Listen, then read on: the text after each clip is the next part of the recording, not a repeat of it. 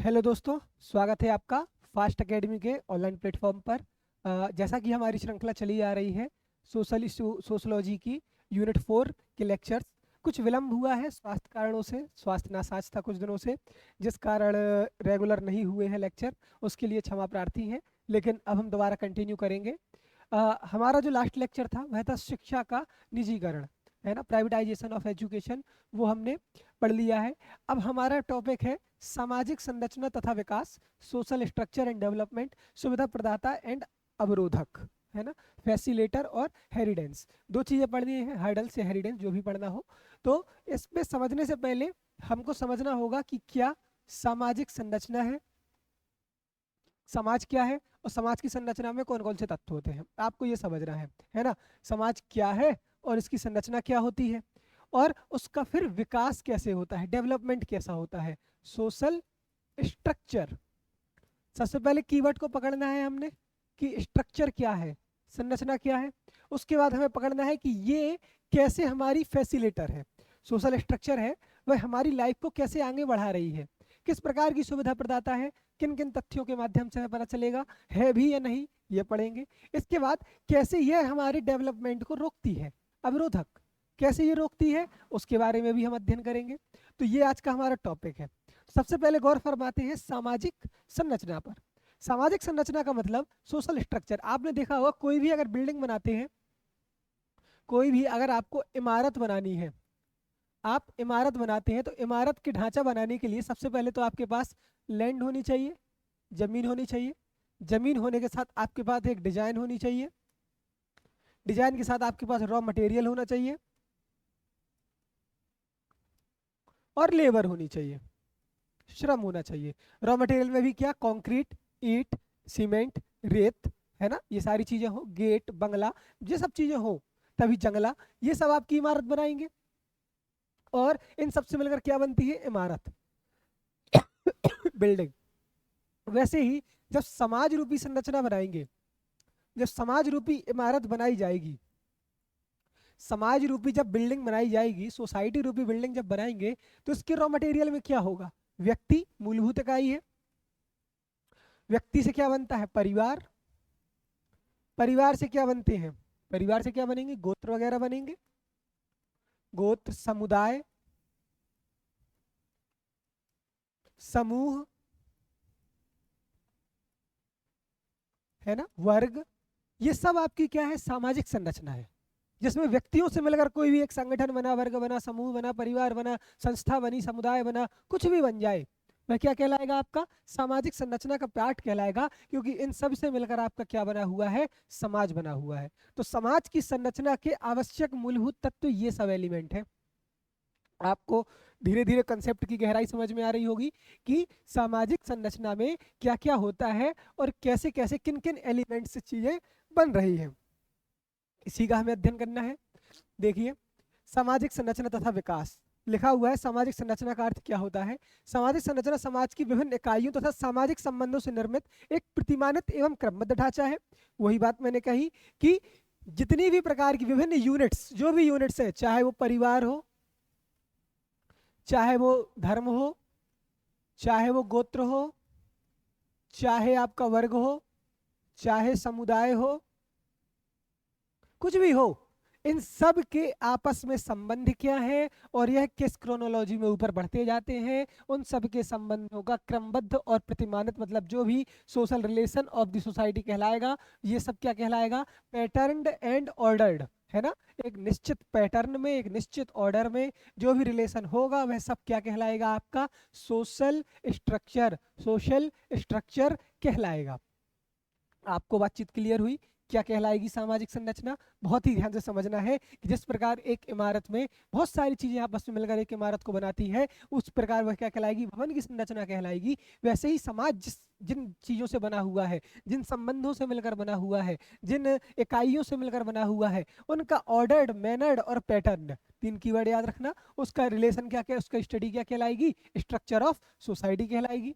ये सब चीज समझ में आती है।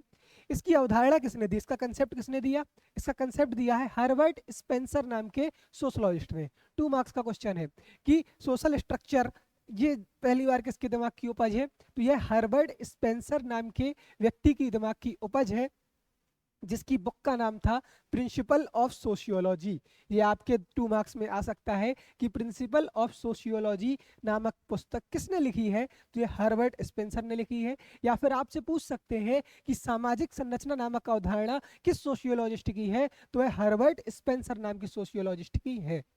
बातचीत क्लियर? अब चलते हैं अगली लाइन। अगला क्या कंसेप्ट है? अब देखिए सामाजिक इकाई क्या होती है? यूनिट ऑफ सोसाइटी, जैसे आपको मैंने बताया यूनिट ऑफ सोशल या सोसाइटी, ठीक है सोशल ही होगा। समाज की इकाइयों में क्या क्या शामिल होता है? जैसे घर की इकाइयों में मैंने बताया कमरा होगा, ईंट होगी, पत्थर होंगे, छत होगी, हॉल होगा, लेंटर होगा, ये सारी चीजें 1 फ्लोर 2 फ्लोर 3 फ्लोर, ये सब यूनिट्स है। लेकिन उनको हमने एक पैटर्न के रूप में ऑर्गेनाइज किया तो हमको भवन की संरचना समझ में आएगी। आपको सिर्फ एक एग्जाम्पल दिमाग में रखना है, फिर समाज को कल ले जाना, दिमाग में लाना है। परिवार आएगा सामाजिक इकाई में, बिल्कुल। क्यों? क्योंकि परिवार व्यक्तियों का समूह है, व्यक्ति मूलभूत इकाई है, उस सबसे मिलकर क्या बनता है? परिवार बनता है। ग्रुप्स आएंगे, हाँ ग्रुप्स आएंगे। संस्था आएगी, हाँ संस्था आएंगी। समिति आएगी, हाँ समितियां आएंगी। और गोत्र, जहां भी व्यक्तियों का समूह है आपको मिले, वह सब क्या कहलाएगा? आपका सामाजिक इकाई कहलाएंगी। तो ये सब क्या है? आपकी सामाजिक इकाई है ना, यूनिट्स है। और ये सब आपस में कैसी है? म्यूचुअल एफिलिएशन है इनका, पारस्परिक संबद्धता है, पारस्परिक निर्भरता है, इंटरडिपेंडेंसी है। ऐसा नहीं है कि परिवार किसी दूसरे परिवार से बिना बात किए अपना कार्यापन करे, या समूह किसी अन्य समूह से पूर्णतः अनभिज्ञ होकर एक दूसरे से काम करे, या अपने ही व्यक्ति अपने ही सदस्यों के आपस में इंटरेक्शन न करके काम न कर पाए। ऐसा नहीं होता, काम करना ही पड़ेगा उसे। संस्था भी इसी प्रकार की होती है, और समिति भी होती है। ये सब चीजें जो भी है ये आपस में संबंधित भी होती है, एक दूसरे मेंबर्स के ऊपर डिपेंडेंट भी होती है, और एक संस्था दूसरी संस्था पर डिपेंडेंट भी होती है। यानी इंटरडिपेंडेंसी भी होती है और इंट्रा डिपेंडेंसी भी होती है। बात समझना, इंटर डिपेंडेंसी और इंट्रा डिपेंडेंसी है ना, आपस में भी संबद्ध होते हैं, और अपने अंदर जो भी इनके मेंबर्स है, समूह कई लोगों से मिलकर बना होगा, परिवार कई व्यक्तियों से मिलकर बना होगा। मानो आपके परिवार में आप हो, आप घर के मुखिया हैं, भले ही आप अपने घर का राशन लाते हैं, लेकिन आपके लिए खाना कौन बनाता है? आपकी धर्मपत्नी बनाती है ना। आपके जब थके जाते हो तो आपके पैर कौन दबाता है? आपका छोटा वाला बेटा दबाता है। आपको पानी दवाइयों को ख्याल कौन रखता है? आपकी बड़ी बेटी रखती है। तो आप उन पर डिपेंडेंट है। या फिर आप एक घर के बड़े बेटे हैं तो आपके पढ़ाई का खर्चा आपके पिताजी देते हैं, ये वाली चीज। वैसे ही समूह में आपस में निर्भरता होती है। ये चारों क्वालिटी चारों चीजों की है। परिवार में भी ये चारों चीजें होती है ना, समूह में भी ये चारों चीजें होती हैं। ये सब आपस में कनेक्टेड है। और क्या होती है? पारस्परिक क्रमबद्धता होती है। सही बात है, हायरार्की फिक्स होती है, ये बात भी बिल्कुल सही है। और समिति, सामाजिक संरचना होती है। मतलब इन सब में सामाजिक संरचना के ये तत्व है, और ये सब क्या कहलाएगी? सामाजिक संरचना कहलाएगी, है ना, सोशल स्ट्रक्चर कहलाएगी। सामाजिक सहबद्धता होगा यहाँ पर, वो हो गया संबद्धता और सहबद्धता। ठीक, ये चीज बातचीत समझ में आई? तो ये चारों चीजें होंगी सामाजिक संरचना की इकाई में। पारस्परिक संबद्धता होगी, पारस्परिक निर्भरता होगी, पारस्परिक क्रमबद्धता होगी, और सामाजिक क्या होगी? सहबद्धता होगी। और ये सब मिलकर क्या कहलाएगी? सामाजिक संरचना कहलाएगी। और इन सब में ये वाले गुण होंगे। और ये यूनिट्स क्या होंगी? परिवार, समूह। तो आपसे पूछे अगर कभी सामाजिक संरचना की इकाई क्या होती है, तो होती है परिवार, समूह, संस्था और समिति, कमेटी। और इनमें गुण क्या क्या होते हैं? ये पारस्परिक संबद्ध होते हैं, पारस्परिक निर्भरता होती है, पारस्परिक क्रमबद्धता होती है, और सामाजिक सहबद्धता होती है ना। ये चारों इनके गुण होते हैं। और इस सब का अध्ययन क्या कहलाता है? सामाजिक संरचना। चाहे गुणों का अध्ययन, चाहे इनकी इकाइयों का अध्ययन, ये सब क्या कहलाएगा? आपका सोशल स्ट्रक्चर कहलाएगा। अब सोशल स्ट्रक्चर को डिफाइन करने के 3 सिद्धांत हैं। इसकी 3 महत्वपूर्ण अवधारणाएं हैं। एक है सामाजिक संरचना के अध्ययन के लिए तीन प्रकार के कंसेप्ट डेवलप हुए कि सोशल जो स्ट्रक्चर है वह कैसे बना। इसके पीछे तीन अलग अलग विद्वानों ने तीन प्रकार का दृष्टिकोण दिया। पहला दृष्टिकोण कहला संरचनात्मक कार्यात्मक दृष्टिकोण। अर्थ समझिए, संरचनात्मक मतलब इस प्रकार के व्यक्तियों ने, इस प्रकार के सोशियोलॉजिस्ट ने सबसे पहले समाज जिस आधार पर निर्मित है, जिन प्रतिमानों पर, जिन मूल्यों पर, जैसे ही उसकी संरचना है, उस संरचनाओं को समझने के आधार पर जब सामाजिक संरचना का व्याख्या की, उसको डिस्कस किया, तो वह क्या कहलाया? Structural approach. इसमें उसके फंक्शन पर ध्यान नहीं दिया गया, सिर्फ स्ट्रक्चर पर ध्यान दिया गया। अगर हम स्ट्रक्चर और फंक्शन जैसे हो, जैसे कि मैं अपने घर का बड़ा बेटा हूं लेकिन मैं अपने घर के कोई काम नहीं कर रहा हूं, लेकिन अगर मैं सिर्फ संरचनात्मक दृष्टिकोण से देखूं तो मैं हायरार्की में माँ, पिताजी और फिर मैं आ जाऊंगा, तीसरे नंबर पे आ जाऊंगा, ठीक है। लेकिन अगर संरचनात्मक कार्यात्मक दृष्टिकोण देखा जाए, स्ट्रक्चरल फंक्शनल अप्रोच देखा जाए, तो उसमें सिर्फ स्ट्रक्चर तो ठीक है, उसके बाद आप कैसे फंक्शन में हैं। जैसे मैं अगर कुछ काम नहीं कर रहा, भले ही मैं घर का बड़ा बेटा हूं, तो मेरी हायरार्की इसमें क्या होगी? माँ, पिताजी, फिर मेरा वो वाला भाई जो काम कर रहा है, वो वाली बहन जो काम कर रही है, फिर मैं आऊंगा। ये संरचनात्मक कार्यात्मक कहलाएगा, स्ट्रक्चरल फंक्शनल अप्रोच। तीसरी अप्रोच है मार्क्सवादी अप्रोच। ये वही है कि इसने कहा सामाजिक संरचना सिर्फ आर्थिक आधार पर तय होती है, पूंजीपति वर्ग और सर्वहारा वर्ग और बुर्जुआ वर्ग, है ना। एक जिसके पास पूंजी होती है, कैपिटल होती है, एक जो हमेशा शोषित रहा है ना। शोषक और शोषितों के बीच समाज बटा हुआ है। इस दो स्त्री संरचना समाज में पाई जाती है। ये क्या कहलाएगी? आपकी मार्क्सिस्ट अप्रोच कहलाएगी। तीन अप्रोचेस हमने देखी सामाजिक संरचना की। पहली है स्ट्रक्चरल फंक्शनल अप्रोच, बहुत ध्यान से देखना है। दूसरी है स्ट्रक्चरल अप्रोच, तीसरी है मार्क्सिस्ट अप्रोच, ठीक है ना। चलो इनके बारे में थोड़ा थोड़ा देख लेते हैं, पेपर में मुश्किल है, आए ना आए। पहली देखिए स्ट्रक्चरल फंक्शनल, देखेंगे संरचनात्मक कार्यात्मक। इसके जो जो इसको प्रतिपादित किया है, इसको जो फाउंडर है वो है हर्बर्ट स्पेंसर और इमाइल दुर्खिम। हर्बर्ट स्पेंसर सामाजिक संरचना में बहुत काम किया है, महत्वपूर्ण आदमी है। इमाइल दुर्खिम का नाम आपने आत्महत्या में सुना होगा, है ना। सोसाइटी में जो सुसाइड्स हो रहे हैं, सुसाइड्स से रिलेटेड उन्होंने सिद्धांत दिए थे इमाइल दुर्खिम ने। तो ये इंपॉर्टेंट सोशियोलॉजिस्ट है, बेस्ट के हैं। इनने समाज को समझा है, जाना है, परखा है, और ये समाज के बीच में रहे हैं। तो इन्होंने सामाजिक संरचना से रिलेटेड एक ये सिद्धांत दिया जिसका नाम है क्या? Structural functional approach. इसमें क्या इसने कहा कि सामाजिक एक जीवित इकाई है, सोसाइटी क्या है? एक लिविंग आइडेंटिटी है, और जहां प्रत्येक भाग समाज के विकास, स्थिरता और स्वरूप समाज का निर्माण करते हैं, है ना। समाज का निर्माण किससे होता है? जो व्यक्ति समाज के विकास में, समाज को स्थिर रखने में और समाज का स्वरूप निर्धारित करने में जो भी योगदान देते हैं, वह सब क्या कहलाएंगे? वह सब सामाजिक संरचना के विषय माने जाएंगे, और वह सब क्या कहलाएगा? समाज का निर्माण करते हैं।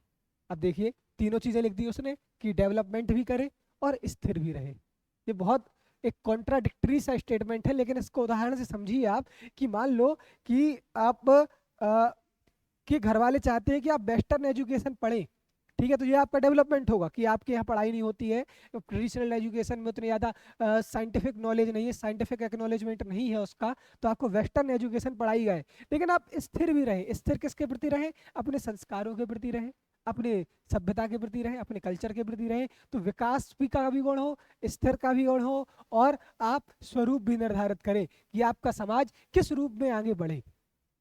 बात क्लियर? तो ये कहलाएगा आपका स्ट्रक्चरल फंक्शनल अप्रोच, संरचनात्मक कार्यात्मक अवधारणा। अब दूसरी जो अवधारणा है वह आप बहुत गौर से देखना, वह कहलाएगी सिर्फ संरचनात्मक दृष्टिकोण। इसको प्रतिपादित किया है क्लाउडे लेवी स्ट्रॉस। ये एक जहरीला सा नाम है, तो आप अपने मस्तिष्क की तंत्रिकाओं में इसको समाहित कर लीजिएगा। इसको proposed by Claude Levi Strauss. तो आप अगर स्ट्रॉस महोदय भी याद कर लेंगे तो भी आपका काम चल जाएगा। अगर आपको पूरा याद हो जाता है, आपके भगवान ने आपको उच्च मेधा शक्ति का धनी बनाया है, तो आप पूरा याद कर सकते हैं। ये आपकी श्रद्धा भक्ति पर निर्भर करता है। अब देखो संरचनात्मक दृष्टिकोण, जैसे मैंने आपको बिल्कुल सीधे एग्जाम्पल में दिया था, उसके हिसाब से क्या कि instead of being stable and harmonic they inform societies norms and behaviour. अब ये इसमें क्या है? ये स्थिरता और सद्भाव जो उसमें था, है ना, स्थिरता और सद्भाव जो उसमें माना गया था, उसके स्थान पर भाई लोग बोलते हैं कि समाज का निर्माण जो मानदंड और व्यवहार होता है, मानदंड हमने पढ़ा हुआ है, हमारे यूट्यूब लेक्चर में जाना तो वहाँ पर मानदंड का एक बढ़िया लेक्चर पढ़ा हुआ है, 1.5 से 2 घंटे का, प्लेलिस्ट में देखना, सबसे पहला वीडियो वही मिलेगा, तो आप वहाँ से समझना कि मानदंड क्या है ना। मानदंड नॉर्म्स एंड बिहेवियर के आधार पर समाज की संरचना निर्धारित होती है, ना कि उसके कार्यों के आधार पर। नॉर्म्स एंड बिहेवियर, इन्होंने कहा social structure is a hidden structure that shape the appearance of human culture and social interaction. इन्होंने बताया कि सामाजिक संरचना जो है वह एक छुपा हुआ स्वरूप है, उसको दिखाई नहीं देता। वो दिखता है क्या तुम्हें? घर की संरचना दिखाई देगी, लेकिन समाज की संरचना आपको दिखाई नहीं देगी। समाज की संरचना एक छुपी हुई होती है और जो निर्धारित करती है मानव की संस्कृति और सोशल इंटरेक्शन, है ना। जो स्ट्रक्चरल अप्रोच सिर्फ स्ट्रक्चर पर बेस्ड है और कहता है कि यह स्ट्रक्चर हमें दिखाई नहीं देता, पहली बात यह हमें दिखाई नहीं देता। लेकिन ये जो ना दिखने वाला गुण है, ये जो ना देखने वाला गुण है, यही ना देखने वाला गुण हमारी संस्कृति और हमारे बिहेवियर और हमारे इंटरेक्शन, मतलब किसके साथ हमें कैसा इंटरेक्ट करना है, किस जाति वर्ग के साथ हमें कैसा रहना है, दूसरे धर्म के साथ हमें कैसे बात करनी है, अपने बड़े छोटों के साथ हमें कैसे बिहेव करना है, ये सब सोशल इंटरेक्शन हमारी सामाजिक संरचना ही हमें बताती है। बात समझ में आई ना? सामाजिक संरचना हमें ये तय कराती है, और ये स्थिर और सद्भाव इसमें नहीं होता। इसमें क्या होता है, जो आपके मानदंड और व्यवहार, वह आपके व्यवहार को, आपकी दिशा को निर्देशित करते हैं। बात समझ में आई? तो ये कहलाएगा आपका structural approach proposed by Claude levy-straws. Claude levy-straws. जो भी आपको डाउट हो आप यूट्यूब के कमेंट सेक्शन में देखिए, डाल दीजिए, और आप ज़्यादा से ज़्यादा इन लेक्चर्स को शेयर कीजिए, क्योंकि आप अगर किसी का भला करेंगे तो वो आपका भला करेगा और हमारा भी भला होगा और हमें भी मोटिवेशन मिलेगा आपको और पढ़ाने का, अच्छे से अच्छा कंटेंट प्रोवाइड कराने का। अगला देखते हैं। अगली है आपकी मार्क्सवादी अप्रोच, मार्क्सवादी दृष्टिकोण, मार्क्सिस्ट अप्रोच। ये क्या कहती है? ये कहती है कि सरकार, जो समाज है, ज्यादा दिमाग नहीं लगाया मार्क्स भाई ने, कार्ल मार्क्स आपने पढ़ा ही होगा, सुना ही होगा, इतना थोड़ा बहुत तो जानते हो। उन्होंने कहा सामाजिक संरचना में ना तो पूंजीवादी संरचना काम की है, जो कैपिटलिस्ट स्ट्रक्चर है, ये बिल्कुल काम का नहीं है ना। जो पूंजीवादी संरचना है, पूंजीवादी समाज है, दोनों कह रहे बेवकूफ है, कुछ नहीं करते ये। और अगर समाज सिर्फ आर्थिक कारक ही होते हैं, इकोनॉमिकल रीजन फैक्टर्स ही होते हैं जो समाज को दो भागों में बांटते हैं, है ना, यही समाज की पॉलिटिकल और सोशल, पॉलिटिकल और इंटेलेक्चुअल जो कंसेप्ट होते हैं उसको निर्धारित करते हैं। बस मार्क्सवादी ऑब्वियसली किसने प्रपोज की होगी? Karl Marx. इनकी सामाजिक संरचना में दो प्रकार के ही लोग हैं, एक पूंजीवादी और दूसरा सर्वहारा या सर्वहारा और बुर्जुआ। सर्वहारा और बुर्जुआ, और ये ही समाज को निर्धारित कर रहे हैं। ठीक, तो इन्होंने समाज संरचना को इस तरीके से बताया। अब हम आते हैं सामाजिक संरचना की क्या विशेषताएं होती हैं। जो सोशल स्ट्रक्चर होता है, आप दिमाग में पहले क्लियर कर लेना सोशल स्ट्रक्चर क्या है। हमारा पहले लेक्चर के पहले मिनट से ही उसी टॉपिक पर चल रहा है कि social structure, social structure, social structure. तो सोशल स्ट्रक्चर की क्या विशेषताएं होती है? अब देखिए सब कॉमन सी चीज होती हैं। अभी तक हमने जितने भी थ्योरीज पढ़ी, जितना भी सब कुछ पढ़ा, उन सब में आपको पता चलेगा। सबसे पहला क्या कि बाह्य स्वरूप का बोध होता है। आपको समाज के जो भी बाह्य एक्सटर्नल जो भी दिख रहा है कि समाज कैसा है, किस प्रकार से ये काम कर रहा है ना, आंतरिक स्वरूप का भी होता है, लेकिन बाह्य स्वरूप का स्पष्ट दिख जाता है संरचनाओं के माध्यम से। हाँ, ये परिवारों में रह रहे हैं, कि कबीलों में रह रहे हैं, कि परिवारों में नहीं रह रहे, कि समुदाय में रह रहे हैं, धर्म में रह रहे हैं, वर्ग में रह रहे हैं, जाति में रह रहे हैं, कैसे रह रहे हैं, वह सब बाह्य स्वरूप कौन कराता है? हमारी सामाजिक संरचना करा देती है, पहली विशेषता। दूसरी है ये अखंड व्यवस्था है ना, मूल्यैथिक सिस्टम है, इसको तोड़ा नहीं जा सकता। जो सामाजिक संरचना बनी हुई है बहुत सालों से, सदियों से वैसी ही बनी आ रही है, इसको नहीं तोड़ा जा सकता, ये अखंड व्यवस्था है। अंतः व्यवस्थित इकाइयों का क्रम है ये, मतलब ये इंटरनली इंटरकनेक्टेड है सारी यूनिट्स। परिवार संस्था से, पारिवारिक संस्था है, समाज से, वर्ग से, गोत्र से, कुल से, वंश से, ये सब आपस में कनेक्टेड है ना। और ये सब धर्म से भी कनेक्टेड होते हैं, those all are connected with धर्म। तो सब अंदर अंदर एक दूसरे से कनेक्टेड होते हैं। है ना, सब एक दूसरे से कनेक्टेड होते हैं। मानक और मूल्यों से मुक्त होता है, free from standard and values, मतलब कि परिवार के वैल्यूज अलग होंगे, दूसरे परिवार के वैल्यूज अलग होंगे, समाज की वैल्यू अलग होते हैं, लेकिन सामाजिक संरचना जो होगी ना, सामाजिक संरचना इन सब चीजों से अलग होती है। सामाजिक संरचना में सिर्फ स्ट्रक्चर की बात होती है, ठीक है ना, इसमें क्रमबद्धता होती है, इसमें क्रमबद्धता का गुण होता है। मानक और मूल्य सामाजिक संरचना के नहीं, समाज के होते हैं। सही बात है ना, समाज संरचना के क्या होंगे, समाज के होंगे।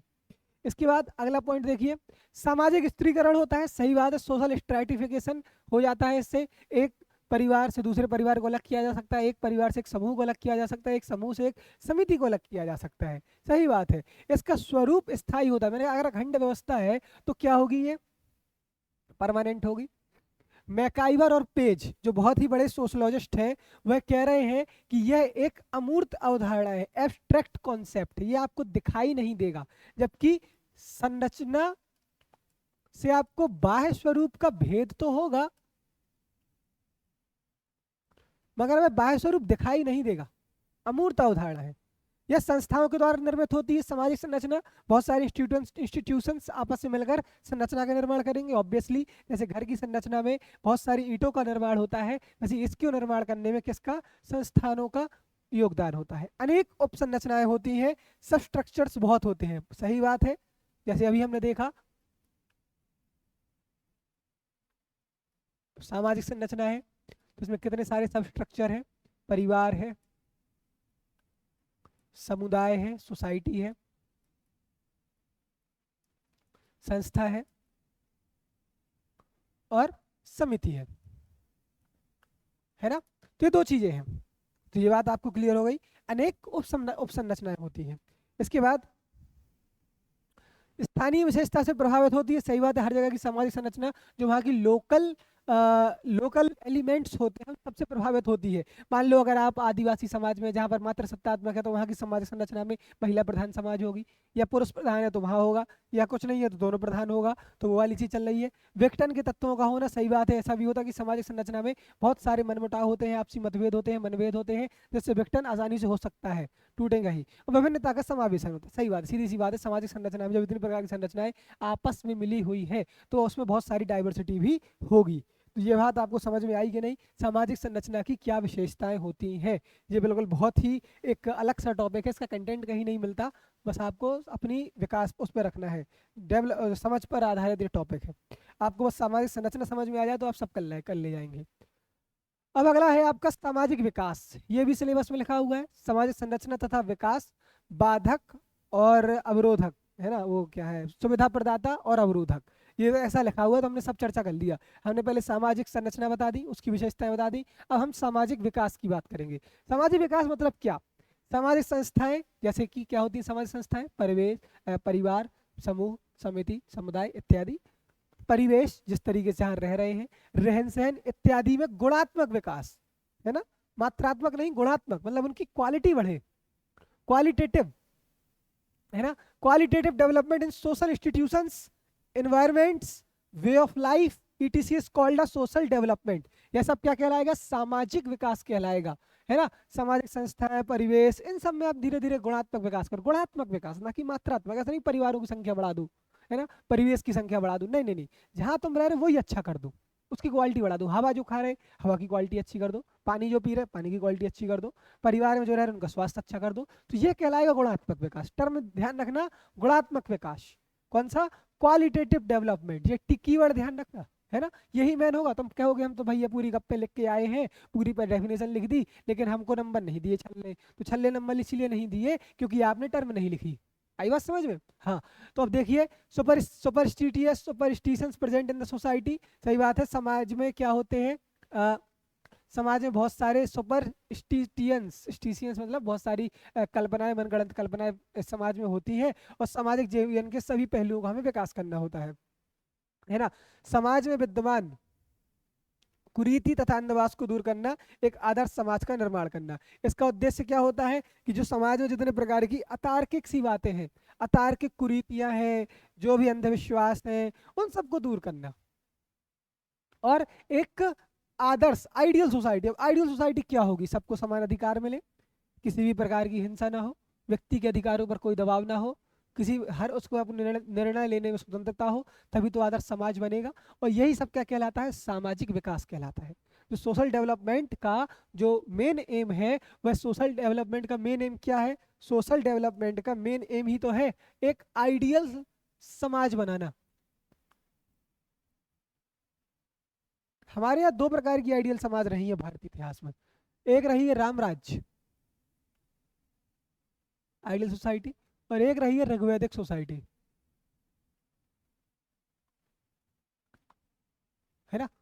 राम राज्य दो प्रकार का राम राज्य है, एक राम राज्य तुलसीदास वाला, और एक राम राज्य महात्मा गांधी द्वारा। ये आइडियल सोसाइटी का स्ट्रक्चर बताया गया है इन दो महान समाज सुधारकों के द्वारा।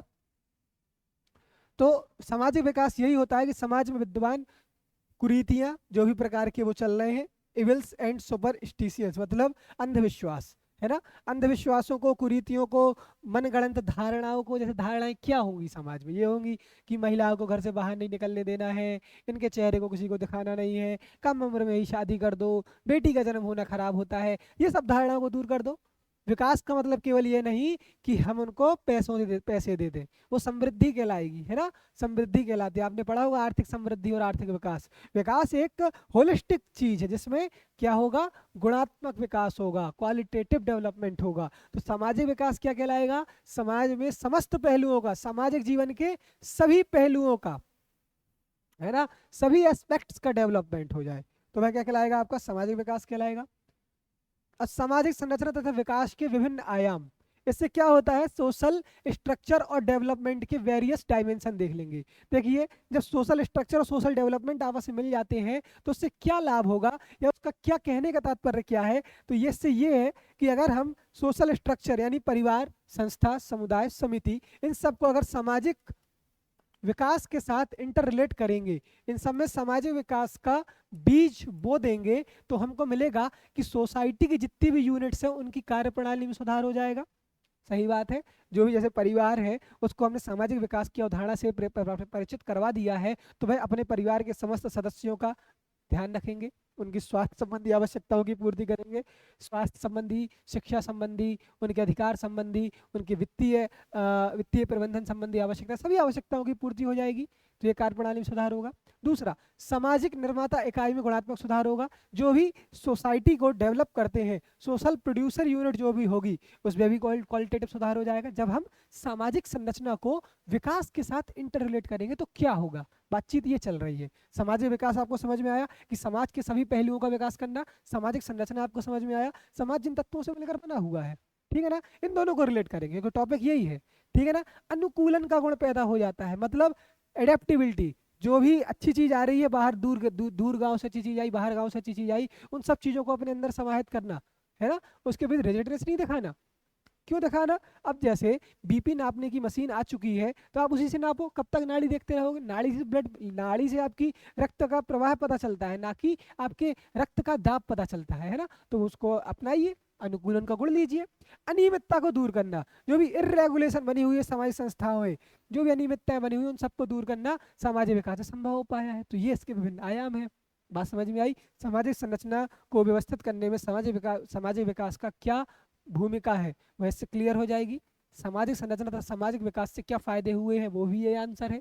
सामाजिक संरचना और सामाजिक विकास आपस में किस प्रकार संबंधित है, इस प्रकार संबंधित है। 3-4 क्वेश्चन इस तरीके से बन जाएंगे।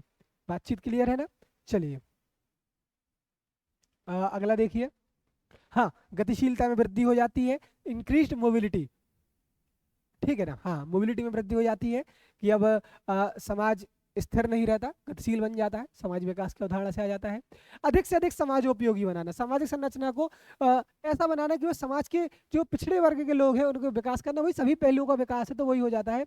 सामाजिक इकाई द्वारा संचालित गतिविधियों को प्रासंगिक बनाना, मतलब जो सोशल यूनिट जो भी है, जितनी भी प्रकार की गतिविधियां चला रही है, जैसे विवाह, धर्म, यज्ञ, कर्मकांड, अनुष्ठान जो भी है, भोज उन सबको क्या बनाना, प्रासंगिक बनाना। क्यों, क्योंकि हम कहेंगे कि यार उस बस्ती में भोज करवाओ। अभी क्या करेगा, सामाजिक इकाइयां गतिविधियां चलाती हैं, परिवार द्वारा दान किया गया, दान किसको दिया गया, बड़े बड़े पंडितों को। तो सामाजिक विकास कहेगा कि दान उसको दो जिसको जरूरत है, तो उनका गरीब बस्ती में दान दे आए।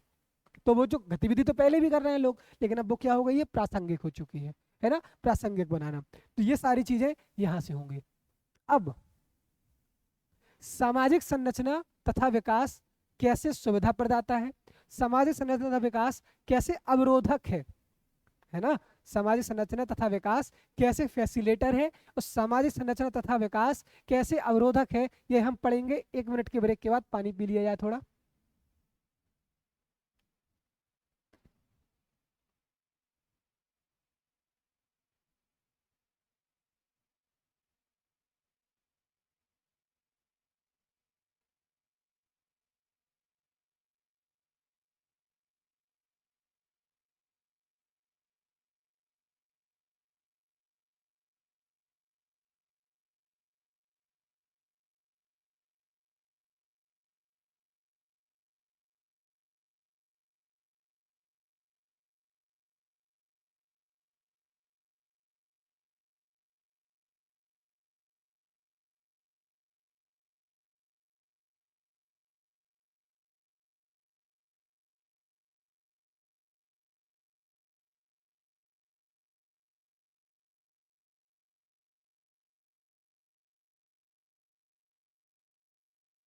चलिए शुरू करते हैं फिर से 2 मिनट के ब्रेक के बाद कि कैसे सुविधा प्रदाता है सामाजिक संरचना तथा विकास, किस प्रकार से सुविधा प्रदान करता है। सबसे पहले शिक्षा तक पहुंच, एक्सेस टू एडुकेशन। जब आप सामाजिक विकास और सामाजिक संरचना में इंटरलेशन करेंगे तो सबसे पहला जो फायदा होगा वह होगा कि सभी वर्गों तक एडुकेशन की क्या हो जाएगी, पहुंच हो जाएगी। दूसरा, सामाजिक समावेशीकरण, सोशल इंक्लूजन हो जाएगा, सभी लोगों को समान रूप से विकास तक पहुंच हो जाएगी, सभी व्यक्ति समाज की मुख्य धारा में शामिल हो जाएंगे। सामाजिक व्यवस्था का उचित संचालन, proper functioning of social system, ये भी हो जाएगा, ये भी बहुत बड़ा सुविधा प्रदाता के रूप में है। मानव संसाधन में निवेश, इन्वेस्टमेंट इन ह्यूमन रिसोर्सेस, ये भी बहुत अच्छी चीज है कि जो मानव संसाधन है, ह्यूमन रिसोर्सेस है, उसमें लोग इन्वेस्टमेंट करने लगे। अभी तक क्या लोग निवेश काय में कर रहे हैं, निवेश का मतलब कि एक जगह पैसा लगाओ और वह पैसा आपको आगे जाकर प्रॉफिट दे। तो किस में करते थे, लैंड में करते थे, भूमि में करते थे, वाहन में करते थे, गाड़ियों में करेंगे, है ना। इसके बाद काय में करेंगे, मतलब अचल और चल संपत्तियों में करते थे। मानव संसाधन को संपत्ति नहीं मानते थे, ह्यूमन रिसोर्सेज की कोई वैल्यू नहीं थी। लेकिन अब ह्यूमन रिसोर्सेज की वैल्यू हो चुकी है क्योंकि सामाजिक संरचना तथा विकास नामक अवधारणाएं समाज में आ चुकी हैं। सामाजिक इकाइयों में सामंजस्य आ चुका है, परिवार, संस्था, समुदाय, समिति, समूह, सब में आपस में एक दूसरे में कोऑर्डिनेशन आ चुका है। तो ये भी एक फैसिलिटेटर की भूमिका है। फिर से देखिए, शिक्षा तक पहुंच हो चुकी है, सामाजिक समावेशीकरण हो चुका है, सामाजिक व्यवस्था का अच्छे संचालन होने लगा है, मानव संसाधन में निवेश होने लगा है और सामाजिक इकाइयों में क्या आ चुका है, सामंजस्य आ चुका है।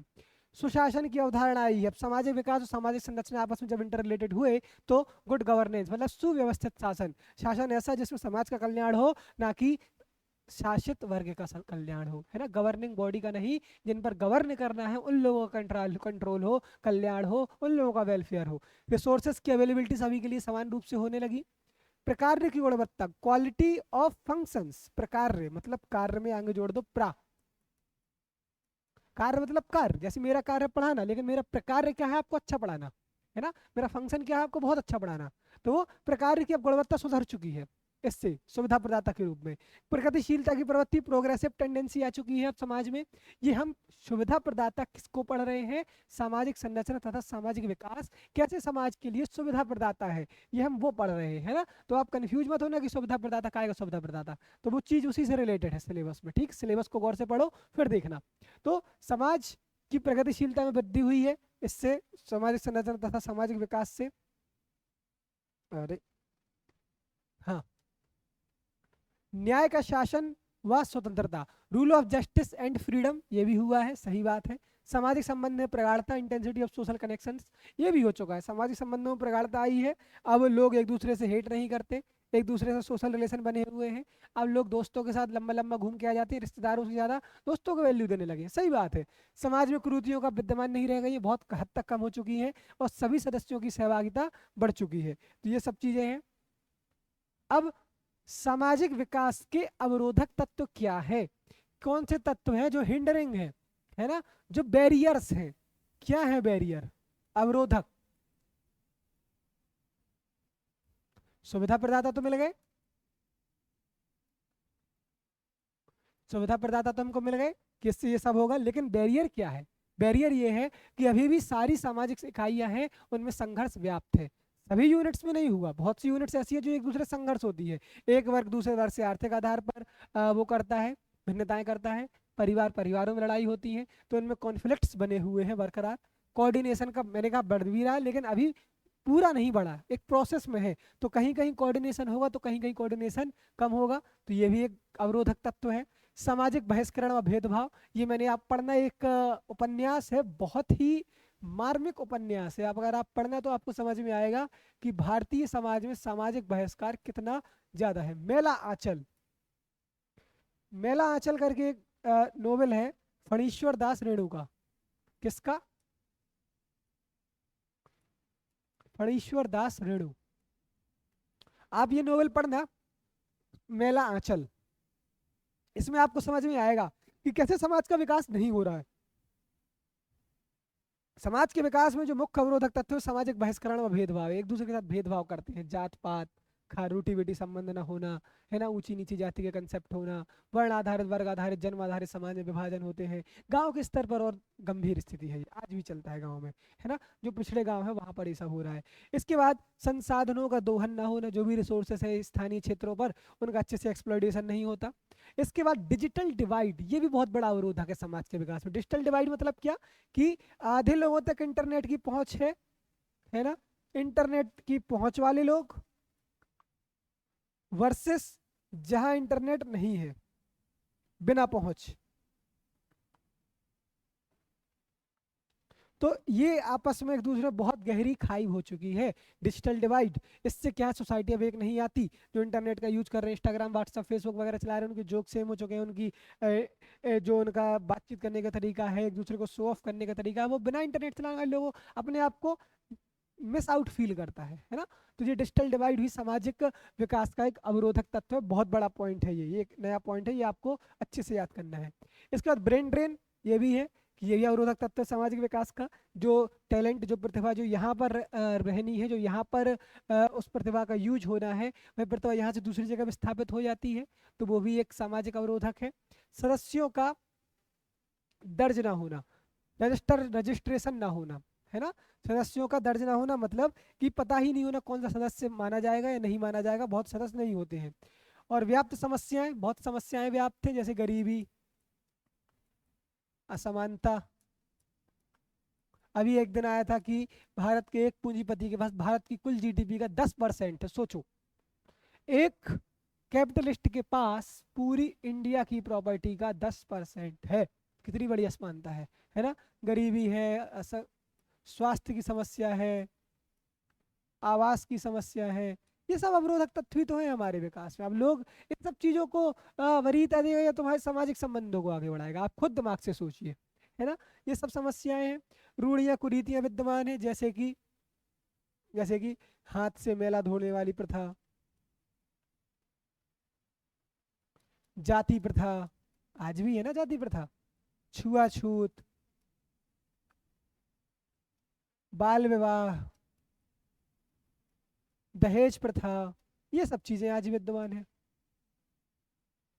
दहेज, है ना, आर्थिक असमानता और गरीबी, ये तो है ही। और शिक्षा की खराब गुणवत्ता, ये भी है। न्यूमरेसी, है ना, अंक ज्ञान और अक्षर ज्ञान, ये सब भारतीय बच्चों का बहुत निम्नतम स्तर पर है। शिक्षा की खराब गुणवत्ता है, वो पढ़े लिख तो गए हैं, 7वीं के बच्चे को आज किताब पढ़ना नहीं आ रहा ढंग से, है ना। एक पीसा करके टेस्ट हुआ था, PISA ऐसे करके, पीसा टेस्ट में इस बार सरकार ने बिठाया नहीं है बच्चों को, पिछली बार बिठाया था, सबसे खराब रिजल्ट आया था भारत का, समझ रहे हो। ये इंटरनेशनल क्वालिटी चेकिंग का वो एक होता है, पेपर होता है, इंटरनेशनल बच्चों के आधार पर भारतीय बच्चों की तुलना की जाती है, मतलब सभी देशों के बच्चों की आपस में तुलना करने के लिए एक टेस्ट था, ठीक है ना। सरकारी अनदेखी, सरकार की भी नेग्लेक्टेंस एक प्रकार का अवरोधक तत्व है। न्याय तक पहुंच ना हो पाना, lack of access to justice, सही बात है, सभी लोग अपने न्याय के लिए माननीय उच्चतम या अच्छा अदालत तक नहीं पहुंच पाते हैं, अदालतों तक उनकी पहुंच नहीं है। अदालतों का अगर उनकी पहुंच हो जाए तो आसानी से काम हो जाए। सदस्यों में जागरूकता का अभाव है, लैक ऑफ अवेयरनेस है अमंग मेंबर्स। सामाजिक व्यवस्था में व्याप्त विसंगति है, जो भी सामाजिक व्यवस्थाएं हैं वह आपस में एक दूसरे को कॉन्ट्राडिक्ट करती हैं। जो भी सामाजिक व्यवस्थाएं बनी हुई है वो एक दूसरे से संघर्षरत हैं, वह उनका कोई तार्किक आधार पर उनका निर्माण नहीं हुआ, ये सब चीजें हमारी अवरोधक तत्व में आती है। और जो भी समाज के सदस्य हैं उनमें क्या है, जागरूकता का अभाव है। इतनी बात क्लियर।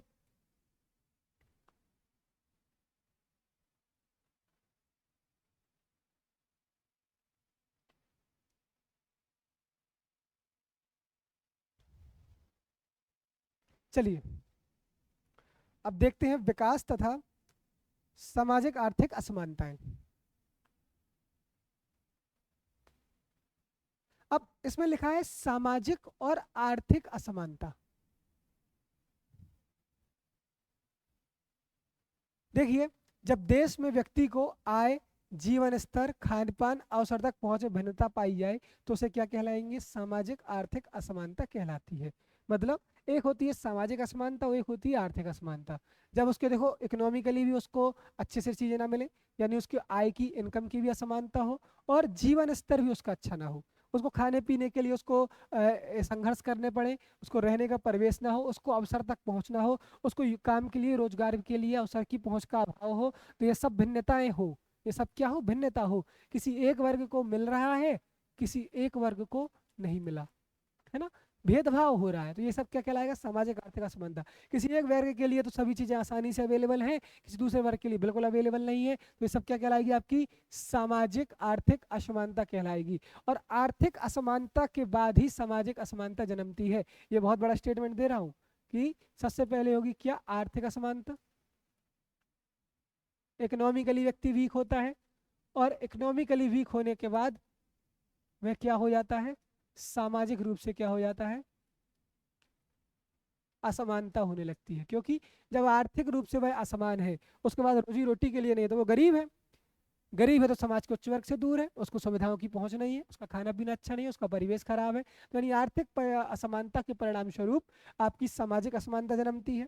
अब देखिए कुछ प्रकार की सामाजिक असमानताएं क्या होती हैं, रीति रिवाज, रहन सहन, वेशभूषा, अवसर तक पहुंच, इन सब में अत्यधिक भिन्नता हो तो यह क्या कहलाएगी, आपकी सामाजिक असमानता कहलाएगी। Customs and traditions, standard of living, uniform, है ना। आप देखिए कि पंजाब के लोग अलग कपड़े पहनते हैं, साउथ इंडिया का अलग पहनता है, नॉर्थ ईस्ट का अलग पहनता है, सामाजिक असमानता है ना। रहन सहन अलग है, रीति रिवाज अलग है, ये इन सब में अत्यधिक भिन्नता होती है, तो वह क्या कहलाएगी, सामाजिक असमानता कहलाएगी। असमानता मतलब ये नहीं निम्न और उच्च के बीच, ऐसा भी हो सकता है ना कि मान लो कि व्यक्ति कुछ अलग खा पी रहे हो, हम कुछ अलग खा पी रहे, तो वो असमानता है, भिन्नता है, अवसर में पहुंच का अभाव है। अब वहाँ पर पश्चिम बंगाल में चावल बहुत मिल रहा है, तो वहाँ तक और मध्य प्रदेश में चावल कम मिल रहा है, तो वहाँ के लोग चावल खा रहे हैं, तो ये खान पीने भिन्नता है ना। तो ये सामाजिक असमानता, अत्यधिक भिन्नता हो सामाजिक असमानता में आ जाएगा।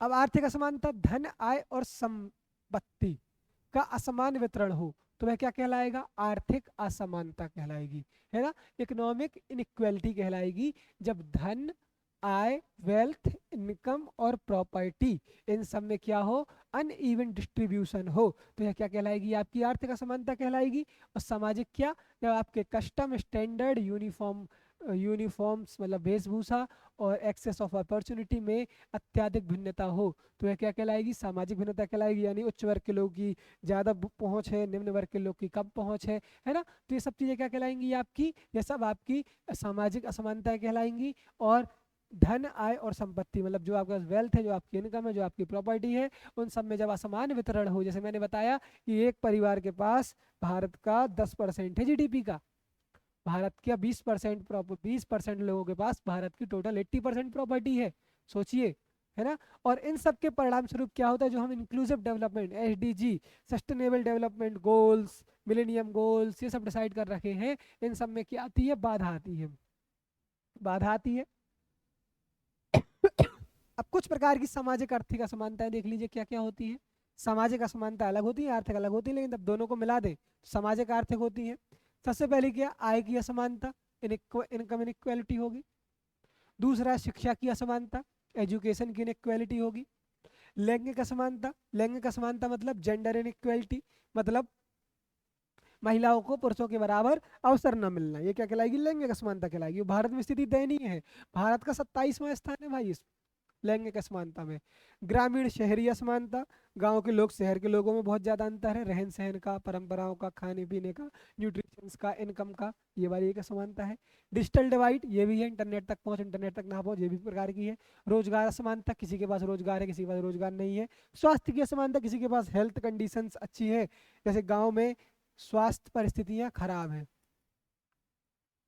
स्वास्थ्य की पर्यावरणीय परिस्थिति अच्छी है, लेकिन स्वास्थ्य तक पहुंच की स्थिति गांव में खराब है, शहर में अच्छी है ना। देश की 75% हेल्थ फैसिलिटीज शहरों में है, और जबकि आबादी 67% लगभग कहाँ रहती है, गांव में रहती है। सोचिए कितनी बड़ी असमानता है ना। स्वास्थ्य असमानता बहुत बड़ी है, आपको शहर ही आना होता है, डॉक्टर जाना नहीं चाहते। इसका कारण क्या है, सामाजिक आर्थिक असमानता होगा। आप बहुत सारे कारणों में इसको डिवाइड कर सकते हैं। इसको आप ऐसे भी लिख सकते हो, आंसर रिच कर सकते हो, मैं तो आपको पॉइंट दे रहा हूँ।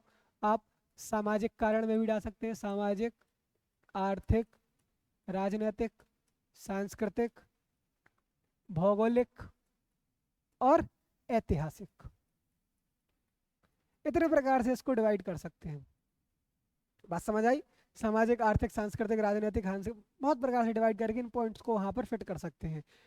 बहुत भौगोलिक, सामाजिक, आर्थिक, राजनीतिक, सांस्कृतिक और ऐतिहासिक, इतने प्रकार की हेडिंग्स में आप कारण लिख सकते हैं कि वह सामाजिक आर्थिक असमानताओं के कारण क्या होते हैं, विस्तार से समझाइए। तो ये है, थोड़ा सा डेटा वेटा भी लगा देना।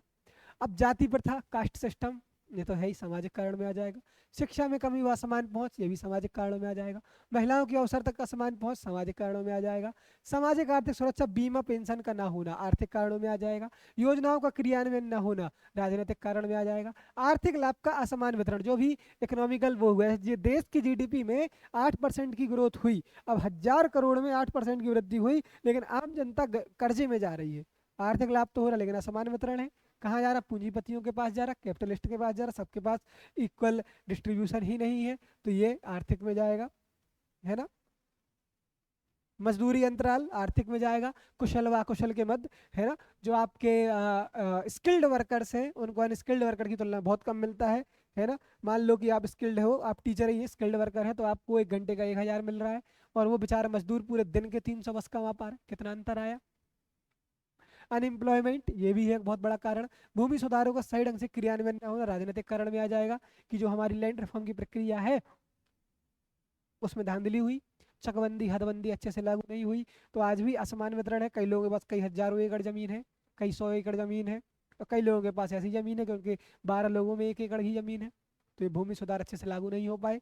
2 ही राज्य थे जहाँ पर ठीक से लागू हुए, केरल और पश्चिम बंगाल, है ना, जो आज भी डेवलप कर रहा है। कोविड-19 और वैश्विक महामारी का प्रकोप, ये भी हुआ।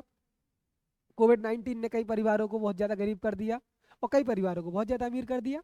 कोविड-19 ने पूरे देश की सामाजिक संरचना में परिवर्तन लाने का ला दिया है, और जो भी इंडस्ट्रीज हैं उनकी जितनी हम होप कर रहे थे, वैसी होप के अनुरूप उन्होंने क्या नहीं दिया, रोजगार नहीं दिए। ये भी एक समस्या है। ठीक, चलिए अब इसके दुष्परिणाम क्या होते हैं ये देख लीजिए। सामाजिक आर्थिक असमानता के दुष्परिणाम वही जनरल से हैं, जो हमारे अवरोधक तत्व है वही दुष्परिणाम है। सबसे पहला दुष्परिणाम है कि सामाजिक संघर्ष हो जाता है, अमीर गरीब के बीच, ऊंचे और नीचे के बीच, बेरोजगार और सरकार के बीच। आपने अभी देखा होगा स्टूडेंट्स ने बांग्लादेश में पूरी सरकार ही गिरा दी। सामाजिक संघर्ष है, आंदोलन का होना, आंदोलन सामाजिक संघर्षों का क्लासिकल एग्जाम्पल है बांग्लादेश। कोई कुछ भी बोले, अमेरिका अमेरिका कुछ नहीं, लेकिन विरोध करने वाले तो उनके स्थानीय लोग ही है ना, स्थानीय छात्र ही है ना, जो वहाँ बेरोजगारी, रिजर्वेशन, इन जैसे मुद्दों की वजह से परेशान थे। अगर वो परेशान ना होते तो क्या किसी की हिम्मत है कि उनने पूरा सिस्टम ही बदल लिया। आप सोचिए कितना अंदर गुस्सा भरा होगा स्टूडेंट्स में, वहाँ के लोगों में। तो उन्होंने आंदोलन, सामाजिक संघर्ष हो जाता है। व्यक्तियों के मध्य सहयोग व सौहार्द में बाधा आ जाती है, सही बात है। जिसके पास सुविधाएं, वह क्यों नीचे वाले व्यक्ति को अपनी उससे देखेगा, मित्रता की नज़रों से। श्रमिकों का शोषण होता है, सही बात है। बंधुआ मजदूरी ऐसी चीजें सामने आ जाती हैं। प्रभावशाली वर्ग अप्रभावशाली व्यक्तियों को अपने रौब और पैसे के दम पर कुछ भी कराने में सक्षम हो जाते हैं। बाल श्रम बढ़ जाता है, क्योंकि जितने ज़्यादा बच्चे उतने ज़्यादा आय होगी। सतत विकास लक्ष्यों की पूर्ति में समस्या आएगी, सही बात है, आती ही है। समावेशी और संतुलित विकास नहीं हो पाता है। इंक्लूसिव और जो हमको एक बैलेंस डेवलपमेंट करना है वो नहीं हो पाएगा, क्योंकि इतनी असमानता रहेगी। तो और देखिए, सामाजिक असमानता एक ज्वलंत मुद्दा है। जब से ये बांग्लादेश वाला मैटर हुआ है, ये बहुत ही एक ज्वलंत मुद्दा है, और सभी देश की सरकारों को इसके बारे में सोचना चाहिए। अगर ये नहीं सोचेंगे तो हो सकता है कि आगे समस्या देखने को मिले विकराल रूप से। ये एक बहुत बड़ी समस्या है कि हमको सब तक समान रूप से संसाधनों की क्या कराना है, उपलब्धि करानी है। अब देखिए, सरकार ने क्या किया है, सरकारी प्रयास क्या है। अब इसको तुम उस तरीके से भी लिख सकते हो, वही सामाजिक प्रयास, ऐसे भी बांट सकते हो इसको। सरकारी प्रयास में संस्थागत, योजनागत, नीतिगत, है ना। इन 3 तरीकों से भी बांट सकते हो। बाकी मैंने इस तरीके से बांटा कि सामाजिक असमानता को दूर करने के लिए सरकारी प्रयास क्या है। सबसे पहला प्रयास, समानता स्थापक सरकारी नीति व योजना, मतलब ऐसी योजनाएं और ऐसी पॉलिसीज बनाई जिसे उन्होंने क्या किया, इक्वेलिटी स्थापित कर रही है। जैसे मनरेगा, है ना, रोजगार देकर सबको, अकुशल और अर्धकुशल और अकुशल के व्यक्ति मध्य अंतराल को कम कर रही है। आयुष्मान भारत योजना स्वास्थ्य असमानता को कम कर रही है। विकास सम्मान निधि डेवलपमेंट में पिछड़े और विकसित के बीच में असमानता को कम कर रही है। और भी जो योजना आपको समझ में आती है वो डाल दीजिए। लाडली बहना योजना डाल दीजिए, है ना, आपकी लाडली बेटी योजना डाल दीजिए। मध्य प्रदेश सरकार की योजनाएं बहुत सारी हैं। किसान सम्मान निधि, किसान मान निधि आप डाल सकते हैं, पीएम किसान डाल सकते हैं। दूसरा, मानव पूंजी में निवेश भी किया है। जो मानव संसाधन जो पिछड़ चुका है, जो व्यक्ति पिछड़ चुके हैं, उसके लिए भी प्रयास किया गया। नई शिक्षा नीति में लगभग 6% का व्यय करना है एजुकेशन में।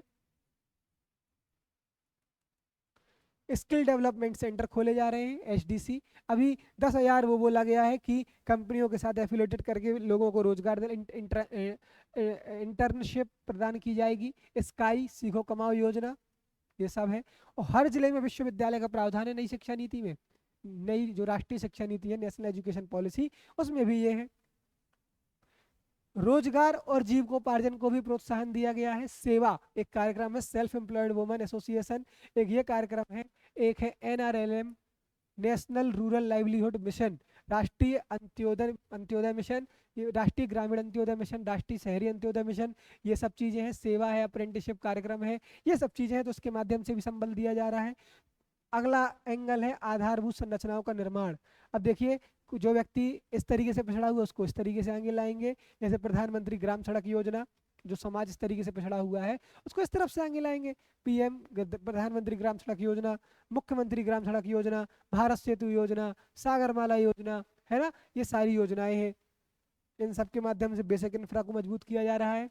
सामाजिक सुरक्षा कार्यक्रम ये भी चलाए जा रहे हैं सरकार के द्वारा कि हाँ, समाज सुरक्षा कार्यक्रम, सोशल सिक्योरिटी प्रोग्राम क्या, प्रधानमंत्री जन धन योजना, इसके माध्यम से डीबीटी के माध्यम से लोगों को जोड़ दिया गया। डायरेक्ट बेनिफिट ट्रांसफर ये हो रहा है सरकार द्वारा, बिना लीकेज के सीधे सहायता हितग्राही तक पहुंचाई जा रही है। मातृत्व सुरक्षा अधिनियम, स्वास्थ्य संबंधी असमानता को दूर करने के लिए, बच्चों में कुपोषण की समस्याओं को दूर करने के लिए। इंद्रधनुष कार्यक्रम टीकाकरण के लिए, ये टीकाकरण जो स्वास्थ्य संबंधी समस्याएं पैदा होती है वो कम कर देती है। खाद्य सुरक्षा अधिनियम, देखिए भारत के लोगों का अधिकांश व्यय, जो गरीब तबके के लोग हैं उनकी आय का अधिकांश भाग उनके खाने संबंधी आवश्यकताओं की पूर्ति में निकल जाता है। तो खाद्य सुरक्षा अधिनियम के अनुसार उनको रियायती दरों पर भोजन उपलब्ध कराया जाता है, और इसमें भी जिनका अंत्योदय कार्ड होता है उनको और रियायती दरों पर भोजन उपलब्ध कराया जाता है। सामाजिक विकास और सहभागिता, एक ये एंगल भी है सामाजिक असमानता को दूर करने का कि कम्युनिटी डेवलपमेंट हो और उनकी पार्टिसिपेशन बढ़े। इसके लिए हम पंचायती राज व्यवस्था लेकर आए, जिसमें लगभग हर राज्य से 1 करोड़ व्यक्ति, 1 करोड़ नहीं, मध्य प्रदेश में तो लगभग मान लो कि 29,000 पंचायतें हैं, तो 29,000 सरपंच होंगे, है ना। 29,000 इंटू 10 कर दो तो पंच होंगे, और उसमें अगर 50% कर दो तो ये महिलाएं होंगी। लगभग 30,000 अगर होंगी पंचायतें, तो उसका 5 एक सरपंच होगा, उसका 10 गुना कर दो, 3 लाख लोग पंच होंगे, और उसमें भी 50% क्या होंगी, महिलाएं होंगी। समझ रहे हो। तो ये हमने सबका सहभागिता की। इसमें भी रिजर्वेशन है, SC ST को परसेंट वाइज है, OBC को उनकी आबादी के अनुसार है, ये सब चीजें हैं। तो ये हम सहभागिता बढ़ा रहे हैं, उनको राजनीतिक नेतृत्व प्रदान कर रहे हैं। NRLM कार्यक्रम स्व सहायता समूह के माध्यम से चलाया जाता है। सेल्फ हेल्प ग्रुप, सामुदायिक विकास योजना, कम्युनिटी डेवलपमेंट प्रोग्राम, ये भी बहुत इंपॉर्टेंट है, ठीक है ना। तो ये सब चीज़ें सामाजिक असमानताओं को दूर करने के लिए सरकार के द्वारा किया जा रहा है। तो अब आपको इसमें होमवर्क है कि अब आपके क्या सुझाव हो सकते हैं कि सामाजिक असमानता में जो अवरोधक है वह दूर हो और देश एक आदर्श राज्य के समाज के रूप में विकसित हो, यह आप इसको तैयार करेंगे, है ना। तो धन्यवाद। और आप दूसरे तरीके से भी उस आंसर को लिख सकते हैं, योजनागत, संस्थागत, नीतिगत। तो बहुत एक वो बेसिक आंसर है, सभी लोग वैसे ही लिख देते हैं, हमने कुछ नया ट्राई किया है, तो आप इसको भी मजे लीजिए, वरना वो तो हमारा है ही, ठीक है ना। तो धन्यवाद, बने रहिए फास्ट आइज अकेडमी के साथ और लेक्चर की सीरीज के साथ। ज़्यादा से ज़्यादा शेयर करें, सब्सक्राइब करें। धन्यवाद।